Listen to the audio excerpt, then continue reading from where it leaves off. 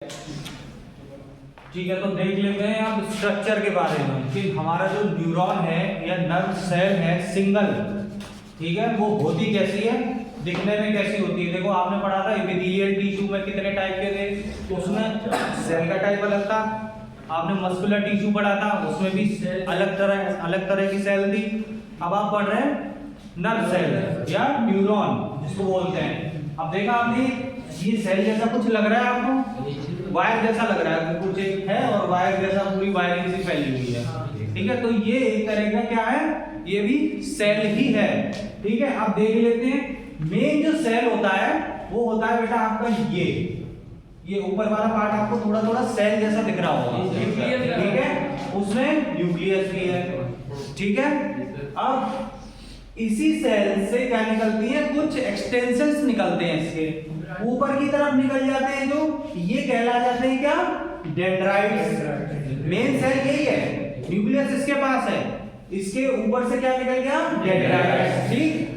और डेंड्राइट देख रहे हो एक या एक से कहीं ज्यादा है, ठीक है। अच्छा, और नीचे की तरफ जो निकलेगा उसको क्या बोलेंगे बेटा, एक्सॉन। उसको क्या बोलेंगे, एक्सॉन। अब मेन सेल यही है तो न्यूक्लियस भी इसी के पास होगा, ठीक है। साइटोप्लाज्म जो होगा वो भी इसी के अंदर होगा, उसी के अंदर माइटोकॉन्ड्रिया भी होगी, गोल्जी बॉडी भी होगी, ठीक है, क्योंकि इसको भी फंक्शन करना है तो उसको एनर्जी की रिक्वायरमेंट है। सेम वैसा ही होगा सब कुछ, ठीक है। और इसके अंदर जैसे उसमें आपके क्या मिलते थे, राइबोसोम्स होते थे, क्या होते थे, राइबोसोम। हाँ, तो यहाँ पे सेम उसी तरीके से ये छोटे छोटे जो ग्रेन्यूल्स बने हुए हैं, तो ये क्या नाम है इनका, निसल्स ग्रेन्यूल्स। निसल्स ग्रेन्यूल किसी साइंटिस्ट के नाम पे साइंटिस्ट ने खोजे होंगे तो उन्होंने अपने नाम पे रख दिए निसल्स ग्रेन्यूल्स, ठीक है। तो सेम काम ये उसी की तरह यहाँ पे करेंगे, ठीक है। अब देखो ऊपर का छोड़ दो, चलो नीचे की तरफ आते हैं। दो पार्ट में हमने डिवाइड कर लिया है मेनली इसको, एक सेल बॉडी, क्या चीज, सेल बॉडी, ये इतना ऊपर का पार्ट, या जिसको हम साइटोन भी बोल सकते हैं, ठीक है। और नीचे का जो पार्ट हो गया उसको आपने क्या बोल दिया, एक्सॉन, ठीक है। अब ये एक्सॉन किस लेयर का बना होता है, एक्सोलेमा, ठीक, किसका, एक्सोलेमा, क्योंकि ये एक्सॉन है, ठीक है। नीचे की तरफ ये जो बीच में आ रही है ना, ये एक्सॉन है आपका, ठीक है।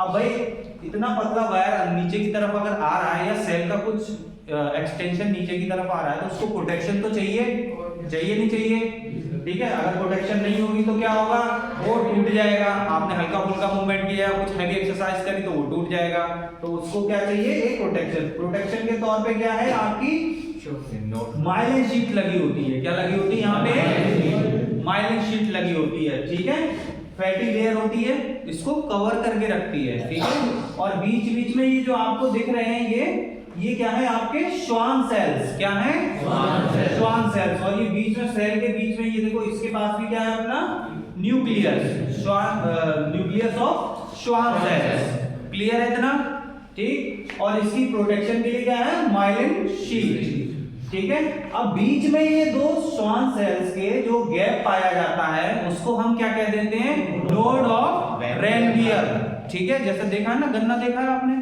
गन्ने में बीच में गांठें होती हैं, तो इसी तरीके से मान लो इसको कि ये थोड़ी थोड़ी दूर में गैपिंग है, तो ये क्या होता है, नोड ऑफ रेनवियर, ठीक है। अच्छा, अब एक चीज और है, कहां गया, ये रहा। अब एक्सॉन सबसे लास्ट में जाके किसमें चेंज हो जाता है, टर्मिनल ब्रांचेस में। एक्सॉन किसमें चेंज हो जाता है आपका, ये ब्रांचेस बन जाती हैं इसकी। अच्छा, ये तो बात करी हमने सिंगल किसकी, एक नर्व सेल की, ठीक है। अब इसके ऊपर भी एक होगा, इसके नीचे भी एक होगा, ऐसे लाइन से होगा, वायरिंग कनेक्ट होगी पूरी, ठीक है। तो जो आपका इंपल्स होता है, जैसे मेरी स्किन है, यहाँ क्या लगा हुआ है बेटा, ये स्किन, क्या है, स्किन, ठीक है। अब मान लो इसमें कुछ गर्म हुआ या ठंडा लगा, या आपको कोई इंपल्स स्टिमुलस जनरेट हुआ, जैसे बलैया ने काट लिया या कुछ एसिड गिर गया या किसी भी तरीके का कुछ भी, या किसी ने छुआ या किसी ने मारा, कुछ भी हुआ यहाँ पे, ठीक। तो उसी के जस्ट स्किन के अंदर लगा हुआ है ये, ठीक। तो स्किन के अटैच है यहाँ से, तो यहाँ से इंपल्स बेटा कहाँ जाएगा आपका स्टिमुलस, नीचे की तरफ, ठीक है। तो हमेशा साइटोन से स्टिमुलस कहाँ जाता है, एक्सॉन में, एक्सॉन की तरफ जाता है, क्लियर हो गई ये बात, ऊपर से नीचे की तरफ, ठीक है। फिर ये एक सेल इसी तरीके से ऐसे ही दूसरा लगा हुआ है यहाँ पे, भाई इसको सेम उठाओ और यहाँ रख दो, ठीक है। तो सेम ऐसे ही वायरिंग कनेक्ट होती है, तो इसी तरीके से आपका चला जाता है, ठीक है। अच्छा एक चीज और बता दूं मैं आपको, आगे बताने वाला था लेकिन अभी यही बता दे रहा हूँ। दो तरह के इंपल्सेस कैरी होते हैं इसमें, एक केमिकल और एक इलेक्ट्रिकल। भाई सिग्नलिंग है, भाई आप वायर छूते हो तो उसमें क्या होता है, इलेक्ट्रॉन का प्रवाह होता है, ठीक है। तो वो क्या है, इलेक्ट्रिकल। तो सेल के अंदर जो होगा वो कौन सा जनरेट होगा, इलेक्ट्रिकल। सेल के अंदर क्या होगा बेटा, इलेक्ट्रिकल इंपल्स जनरेट होगा, इलेक्ट्रिसिटी जनरेट होगी। कैसे, सोडियम पोटेशियम आयन और कई सारे आयन इसमें एक्सचेंज होंगे तो करंट जनरेट होगा, ठीक। अब लेकिन एक नर्व सेल से दूसरे नर्व सेल के बीच में चेंज होगा, वो कैसे होगा, क्योंकि यहाँ तो आपको दिख रहा है कनेक्शन नहीं है, बीच में जो गैप होता है, दो नर्व सेल के बीच में जो गैप होता है उसको क्या बोलते हैं, साइनेप्स। क्या बोलते हैं, दो नर्व सेल के बीच में जो गैपिंग होती है बिल्कुल जुड़े नहीं होते, जैसा वायर जुड़ा होता है ना उस तरह से जुड़े नहीं होते, बीच में क्या होती है, गैपिंग। उसी गैप को कहते हैं बेटा साइनेप्स, ठीक है। आगे चल के और अच्छे से पढ़ेंगे। तो इस साइनेप्स के बीच में क्या होते हैं, कुछ केमिकल्स होते हैं जो रिलीज होते हैं, ठीक है। तो वो केमिकल्स एक जगह से दूसरी जगह रिलीज हो जाएंगे, तो अगले के पास भी तो इंफॉर्मेशन पहुंचनी चाहिए। आ गया समझ में? चलो पॉइंट वाइज देख लेते हैं, टाइम हो रहा है। स्ट्रक्चर पहला सेल बॉडी, सोमा या साइटोप्लाज्म, ठीक है, मेन ये रहे, ठीक है। All neurons have a cell body, सभी न्यूरॉन्स के पास क्या होता है, सेल बॉडी होती है, ये वाली, ठीक है। किसके, प्लाज्मा मेम्ब्रेन से घिरी, हाँ ये पूरी किससे घिरी होती है, plasma membrane. It has a centrally located nucleus, इसमें बीच में क्या है, सेंट्रली लोकेटेड न्यूक्लियस है। The cytoplasm contains granules called as Nissls granules। इसके अंदर जो साइटोप्लाज्म है उसके ग्रेन्यूल्स जो हैं उसके अंदर उसको क्या बोलेंगे, Nissls granules, ठीक है।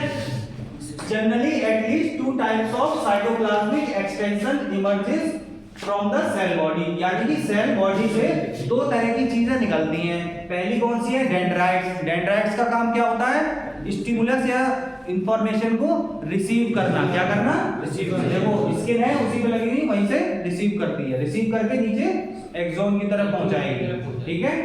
चलो तो पहला कौन सा हो गया, डेंड्राइट्स, दूसरा हो गया एक्सोन। एक्सोन क्या करता है, transmit nerve impulse away from the cell body, away from the cell body, cell body के नीचे की तरफ, ठीक है, सेल बॉडी से अलग की तरफ, ठीक है। अब आते हैं माइलिन शीट। ये क्या करती है, मैंने बताया था आपको, कवर करती है किसको, एक्सोन को, ठीक है।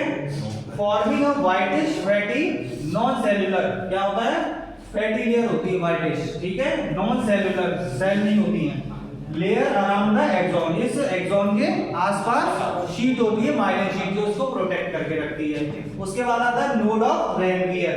These are the gap between two Schwann cells. दो श्वान सेल्स के बीच में जो गैप होगा उसको क्या बोलेंगे, नोड ऑफ रैनवियर, ठीक है। तो इतना पढ़ लेते हैं, बाकी नर्वस सिस्टम में आगे और डीप में पढ़ेंगे, ठीक है।